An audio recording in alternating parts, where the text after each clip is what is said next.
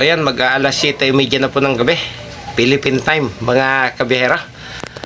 So oras na ni Peligro na para magluto po ng hapunan mga kabihero. Yan, nagsaing na po tayo. Taong bahay po ulit tayo ngayon dahil si Del's Corner channel ay nasa trabaho, panghapon po siya. So mga alas 9:30 pa po yung kanyang balik mga kabihero. Nakatulog po tayo dahil sa pagod. Kagigising lang po natin na mag-aalas 6. So ito po palang binili nating daing nung nakaraan ay hindi ho pala niluto ni Delia. So ito na lang po yung ating gagamiting ulam ngayong hapunan mga kabihero. So i-check lang po natin kung kumusta po yung lasa ng pagkakadaing nung bindor mga kabihero. Bago natin lutuin, kung sakaling hindi po maganda yung lasa, pwede naman po natin itong timplahan ng panibago mga kabiyahero. So ayan, 3 piraso, 150. So yan po yung kanyang hitsura. Kung tutuusin, mura na po siya. Kaya lang hindi po natin sigurado kung tama ba yung timpla at kung ano po ba yung lasa. Okay, ito na po siya mga kabiyahero. Matapos po nating tanggalin sa plastic, amoy na kulob. So binabad po natin siya sa tubig. Huhugasan po nating mabuti. Dahil ito siyempre ilang araw na natin nakikita yung nagtitinda. Baka ho ito yung pagka-preserve nila hindi maganda yung rekado. So titimplahan po natin ng panibago bago natin lutuin. Okay, sapat na po siguro yung oras na 3 ulit nating pinalitan yung tubig para mahugasan po yung ating daing na bangos. Hindi ho maganda yung pakarikado nila, kaya inulit po natin mga kabihero. Ayan. So ito po yung ating inihandang ricado para matimplahan natin ng bago. Lagyan po ulit natin ng paminta.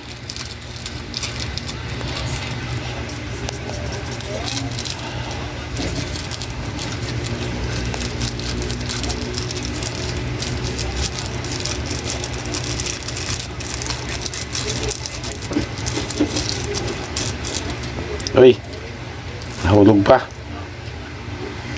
Okay, lagyan po natin ng panibagong seasoning.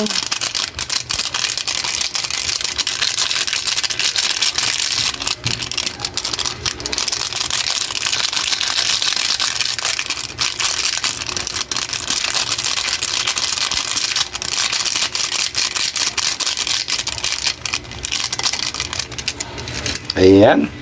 Tapos lagyan po natin ng panibagong bawang at sibuyas. Ayun. Lagyan natin ng panibagong suka muli.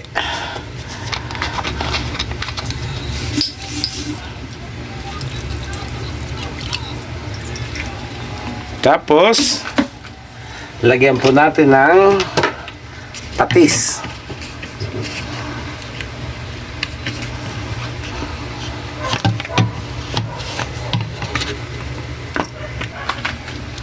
Yan, lagyan po natin ng kaunting patis para magbago po yung kanyang lasa. Yun. Tapos ibabad po natin siyang muli ng mga ilang minuto bago po natin iprito mga kabihero. Okay, medyo sa tingin ko sapat na po yung oras ng pagkakababad ng ating bangos mga kabihero. So iprito na po natin. Mag-aalas 8:30 na po.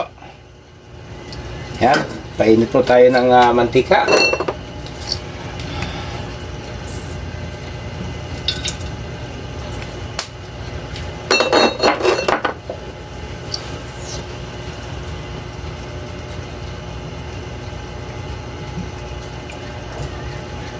Ayun, painitin lang po natin yung ating mantika mga kabihero.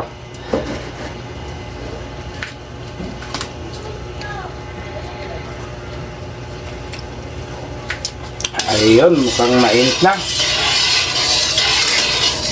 Mantikaan natin yung palibot ng kawali para walang bahaging dumikit.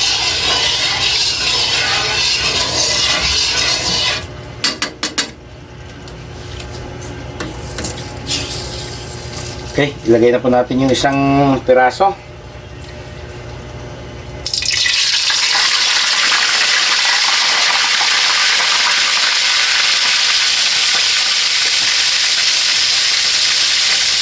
Mukhang isa lang yung kakasya, alanganin ah.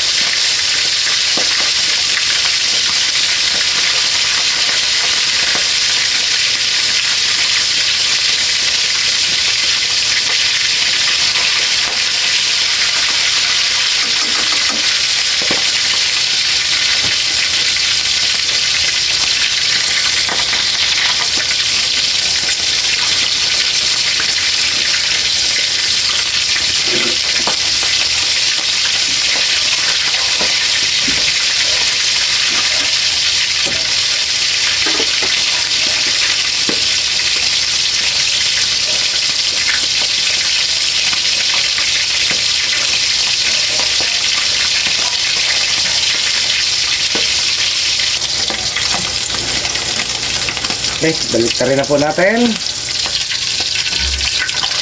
Ayun.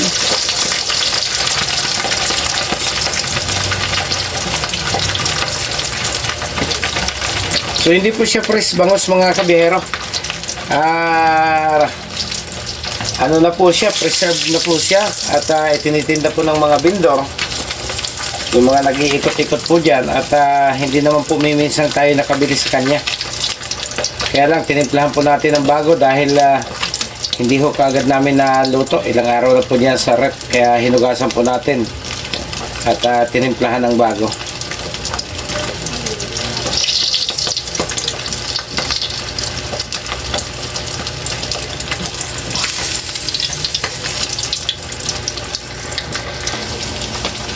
Okay, mukhang luto na po siya. Tanggalin na po natin.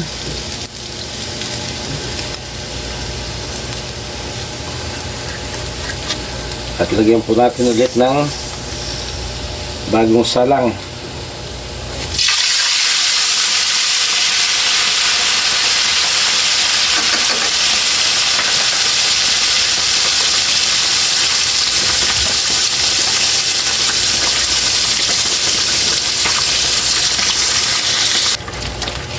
Okay, mukhang luto na rin po yung ating pangalawang piraso. Tanggalin na po natin. Ayun, maganda yung pagkaluto. Hindi siya sunog na maitim.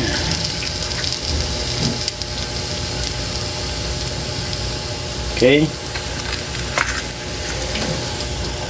Isunod naman po natin itong pangatlo. So, last na po ito.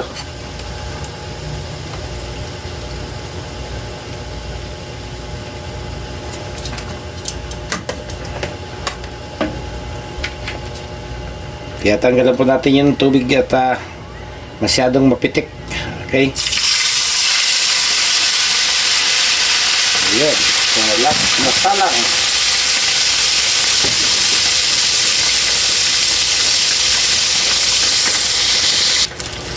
Okay. Luto na.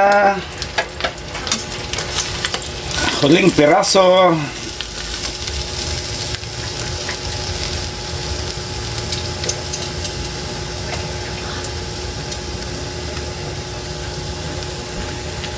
So ayun, ito na po yung ating ulam ngayong hapunan mga kabihero.